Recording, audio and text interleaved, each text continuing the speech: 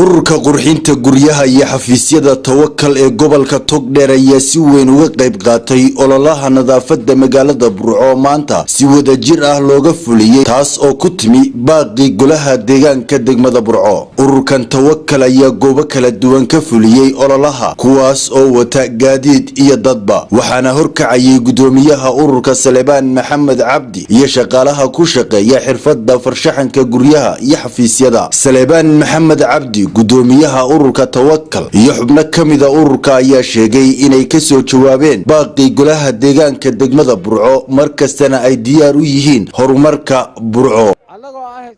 iskaashatada Tawakkal baaqi uu diray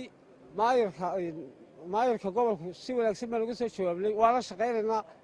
waana wax kasta oo maanta loo baahan yahay ama qashan noqoto wax kasta oo dawladda hoose xoog burqiya waan la garab taaganahay sida awgeed kale iskaashatadeedina haddaan iskaashatada qurxinta qalabka guryaha nahay si wanaagsan baan uga qayb qaadanay insha Allah wixii dambana waa ka qayb qaadanaynaa. waa mid qaaliya waana mid muhiima meesha taala hadday tahay iskaashatada Tawakkal aad iyo aad ugu mahadsantahay waana ka qayb gashay waana wixii allaaliyo wixii qayb ay qaadato waa laga qayb galaya. haddaan nahay iskaashatada Tawakkal waxaanu ka soo jawaabnay baaqi uu diray maayirka magaalada gobolka Togdheer waxaanu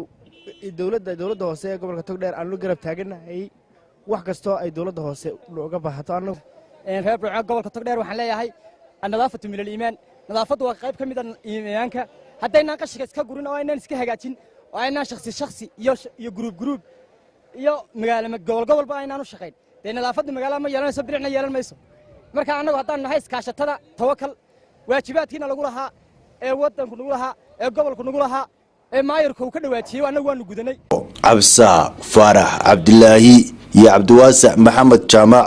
TV-ga qaranka Burco.